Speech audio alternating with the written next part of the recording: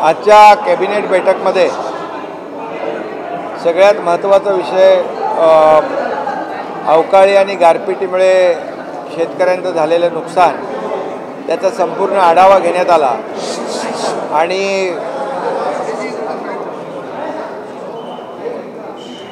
यापूर्वी सर्व जिल्हाधिकारी आणि विभागीय आयुक्तांना सूचना दिल्या होत्या पंचनाम्याच्या.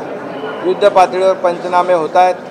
त्याचबरोबर 3 हेक्टरपर्यंत शेतकऱ्यांना नुकसान भरपाई देण्याचा निर्णय झाला आहे. एकंदरीत सगळा अहवाल आल्यानंतर शेतकऱ्यांना नुकसान भरपाई दिली जाईल. शेतकऱ्यांच्या पाठीशी हे सरकार उभं आहे. झालेलं नुकसान मोठं आहे आणि त्यामुळे शेतकऱ्यांना सरकार वाऱ्यावर सोडणार नाही. शेतकऱ्यांना मदत ते करेल अशा प्रकारची चर्चा आज कॅबिनेटच्या बैठकीमध्ये मंत्रिमंडळ बैठकीमध्ये झाली. त्या शेतकऱ्यांचं झालेल्या नुकसानाला आजच्या बैठकीमध्ये सर्वांनीच आमच्या मंत्रिमंडळातील सहकार्याने आणि शासनाने प्राधान्य दिलेलं आहे. संबंधित सर्व पालकमंत्र्यांना देखील सूचना केलेल्या आहेत की आपापल्या जिल्ह्यामध्ये झालेलं जे काही नुकसान आहे त्याचे पंचनामे तर सुरू आहे, परंतु संबंधित विभागातले अधिकारी आणि आपण स्वतः त्या ठिकाणी भेट द्यावी आणि आपल्या शेतकरी बांधव भगिनींना दिलासा द्यावा अशा प्रकारच्या देखील सूचना दिलेल्या आहेत. आणि नक्कीच यामध्ये यापूर्वी देखील जेव्हा जेव्हा शेतकऱ्यांचं नुकसान झालं अवकाळी गारपीट मुळे त्यावेळेस सरकारने मदत केली. याही वेळेस 2 हेक्टरऐवजी 3 हेक्टरच्या क्षेत्रफळाला शासनाच्या वतीने मदत होईल. सगळे पंचनाम्याचा एकत्रित आढावा घेतल्यानंतर ती देखील मदत तात्काळ दिली जाईल.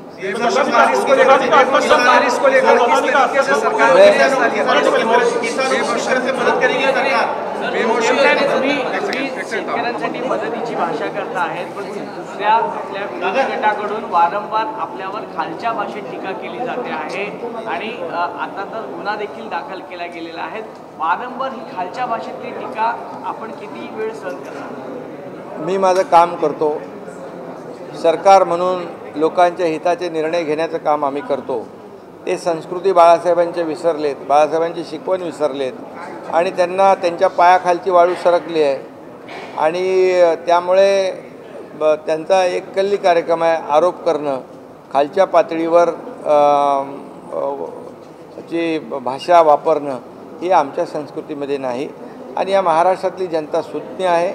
महाराष्ट्राला एक संस्कृती आहे, परंपरा आहे आणि मी कालही म्हणालो होतो, जे घरात बसून काम करत होते, फेसबुक लाईव्हवरून काम करत होते, त्यांनी माझ्यासारख्या मुख्यमंत्री कार्यकर्त्याला अशा प्रकारचं शिकवणं हे मला वाटतं. आणि म्हणूनच मी सांगतो या महाराष्ट्रातली जनता सुज्ञ आहे. त्यांच्या बाबतीमध्ये खुद्द शरद पवार साहेबांनी देखील आपल्या पुस्तकामध्ये कार्यपद्धतीबद्दल लिहिलेलं आहे. त्यामुळे मी जास्त बोलू इच्छित नाही. एवढंच मी सांगू इच्छितो की हे सरकार काम करणारं आहे, शेतकऱ्यांच्या पाठीशी उभं राहणारं आहे, घोषणा करून फसवणारं नाही. मागच्या सरकारमध्ये मागच्या मुख्यमंत्र्यांनी केलेल्या घोषणा या आम्ही शेतकऱ्यांना जे रेग्युलर कर्जफेड करत होते 50,000 इन्सेंटिव्ह देण्याचा जो निर्णय मागच्या सरकारने घेतला, पण पैसे देण्याचं काम आम्ही केलं. 2 हेक्टरचे 3 हेक्टर करण्याचा निर्णय आम्ही घेतला. NDRFच्या दुप्पट देण्याचा निर्णय आम्ही घेतला. सततच्या पावसामुळे होणारं नुकसानीमध्ये धरण्याचा निर्णय आम्ही घेतला. अशा प्रकारचे अनेक निर्णय सरकारने घेतले. 1 रुपयामध्ये पीक विमा देण्याचा निर्णय आपल्या सरकारने घेतला. त्याचबरोबर केंद्र सरकारचे मोदी साहेबांचे 6,000 रुपये वर्षाचे शेतकऱ्याला देण्याचा निर्णय जो आहे त्याच्यात 6,000 रुपये आणखी राज्याचे टाकण्याचा निर्णय आपल्या सरकारने घेतला. त्यामुळे शेतकऱ्यांच्या पाठीशी उभं राहणारं सरकार आमचं आहे. शेतकऱ्यांना वाऱ्यावर सोडणारं सरकार आमचं नाही. फक्त तोंडाला पानं पुसणारं सरकार नाही, ते पूर्वीचं सरकार होतं आणि हे शेतकऱ्यांना देखील माहिती आहे. आणि सर्व पालकमंत्र्यांना देखील सूचना दिलेल्या आहेत. प्रत्यक्ष झालेलं नुकसान, होणारे पंचनामे याच्यावर आपण स्वतःहून देखरेख ठेवावी, लक्ष ठेवावं, जेणेकरून शेतकऱ्यांना झालेलं नुकसान मोबदला वेळेवर मिळेल.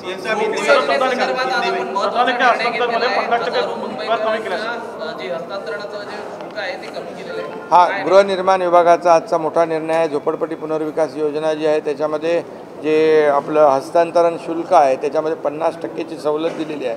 मुंबईतल्या लाखों लोकांना त्याचा फायदा होईल, मुंबईकरांना फायदा होईल. सीएम साहब, किसानों को किस तरीके से मदद मिली और आपके ऊपर जिस तरीके की टिप्पणी की जा रही है उसको कैसे देखते हैं? किसानों को आज के मंत्रिमंडल बैठक में ये जो गारपीट है, बेमौसमी बरसात है, उससे जो नुकसान हुआ है उसके बारे में चर्चा हुई, उसको ही प्राथमिकता दी थी.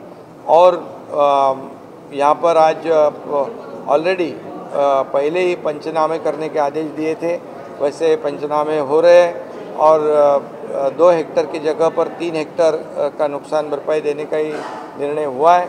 और पूरा आंकड़ा आने के बाद यहाँ पर किसानों को तत्काल नुकसान भरपाई सरकार के माध्यम से मदद मिलेगी. ये सरकार किसानों के पीछे खड़े रहने वाली सरकार है. जब जब ऐसे संकट में किसान आए तब तब सरकार उसके पीछे खड़ी रही है.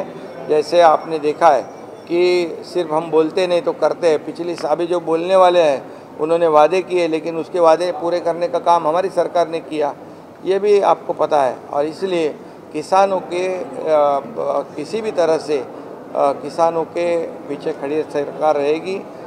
इसके लिए 1 रुपया में पीक बीमा योजना भी हमने कर दी है. ये जो बेमौसमी बरसात हो रही है उसके बारे में पंचनामे शुरू है.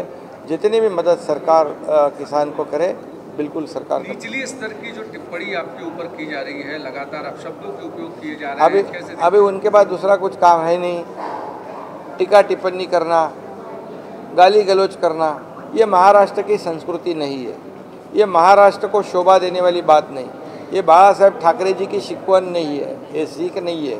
और इसलिए उनको काम धंधा नहीं है. वो टीका टिप्पणी करेंगे, हम हमारा काम करेंगे. हम सरकार जो है लोगों के हित का निर्णय लेगा. और जो घर बैठने वाले लोग हमारे ऊपर क्या टिप्पणी करेंगे, जिनके बारे में खुद शरद पवार जी ने भी लिखा है उनकी कार्य पद्धति के बारे में, उनके बारे में मैं क्या कहूँगा.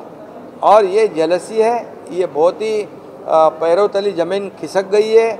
आज जो ग्राम पंचायत में जो चुनाव में जो नतीजा आए उनसे उनको पता चला है कि वो कहाँ पर है. और इसलिए वो कितनी भी टिप्पणी करे निचले स्तर की, ये महाराष्ट्र की जनता बहुत ही समझदार है. हम हमारा काम करेंगे, हम वो जो टिप्पणी करेंगे, आरोप करेंगे, उसके कामों में से उत्तर हम देंगे और जनता उनको बराबर उनकी जगह दिखाएगी. प्रधानमंत्री ने प्रयास किए और टनल से 41 मजदूरों को बाहर निकाला गया, लेकिन कांग्रेस के नेता इस पर आरोप लगा रहे हैं. जब मजदूर फंसे थे तो राहुल गांधी पूछ रहे थे कि प्रधानमंत्री किधर है, लेकिन प्रधानमंत्री ने जब मजदूरों को निकाला तो अब कांग्रेस कह रही है कि इसका एनडीए और बीजेपी क्रेडिट ले रही है. देखिए, ये 41 लोग ये टनल में से जिंदा बाहर निकलना, ये हमारे लिए सबके लिए खुशी की बात है. ये बहुत ही समाधान की बात है कि उनके परिवार कितने चिंता में थे. आज उनका ये इतना बड़ा जो टफ टास्क था, कठिन काम था, और ये कठिन काम डे टू डे मॉनिटर कर रहे थे हमारे आदरणीय प्रधानमंत्री जी. उनकी पूरी टीम जो है उस पर काम कर रही थी. वहाँ के मुख्यमंत्री स्वयं डे टू डे वहाँ पर देख रहे थे. हमारे उस विभाग के मंत्री गडकरी साहब वो भी खुद उसके ऊपर ध्यान दे रहे थे. और इसलिए अभी सौभाग्य से सबके मदद से एक कलेक्टिव सबके एफर्ट से ये बहुत ही सुखरूप बाहर आए हैं और उनकी ज़िंदगी बच गई है. इसके लिए सबको धन्यवाद देना चाहिए. जिन्होंने सहयोग दिया, जिन्होंने योगदान दिया, उनको सभी लोगों को धन्यवाद देना चाहिए, न कि ये क्रेडिट लेने वाली ये बात नहीं है. इतना ही मैं कहूँगा. मराठा आरक्षणासंदर्भात सध्या संभ्रम आहे. ओबीसी आणि मराठा एक वातावरण पेटलेलं आहे. अशा वेळेला कॅबिनेटमध्ये नेमकं काय झालं आणि येणाऱ्या अधिवेशनात आपण ठराव मांडणार की अध्यादेश मांडणार? वारंवार सरकारची भूमिका मी वारंवार स्पष्ट केलेली आहे.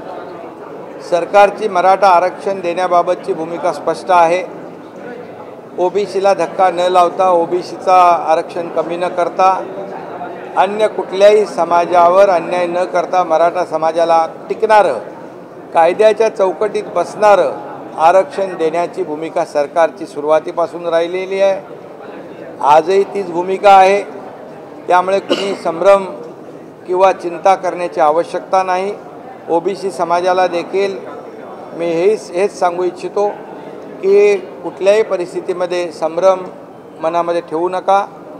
आणि भुजबळ साहेबांचं देखील म्हणणं तेच आहे की मराठा समाजाला आरक्षण देताना ओबीसीवर अन्याय होऊ नये, ही भूमिका ज्यांची भुजबळ साहेबांची आहे ती सरकारची भूमिका आहे. आणि म्हणून तर देवेंद्र फडणवीसजी जेव्हा मुख्यमंत्री होते तेव्हा सरकारने आमच्या आरक्षण दिलं होतं. हायकोर्टाने कन्फर्म केलं, पण दुर्दैवाने सुप्रीम कोर्टामध्ये रद्द झालं. याची जबाबदारी कोणाची आहे, याला जबाबदार कोण आहे, यावर मी आता बोलू इच्छित नाही. परंतु मराठा समाजाला टिकणारं, कायद्याच्या चौकटीत बसणारं आरक्षण देण्याची जबाबदारी सरकारची आहे आणि त्याच्यावर पूर्णपणे काम सुरू आहे.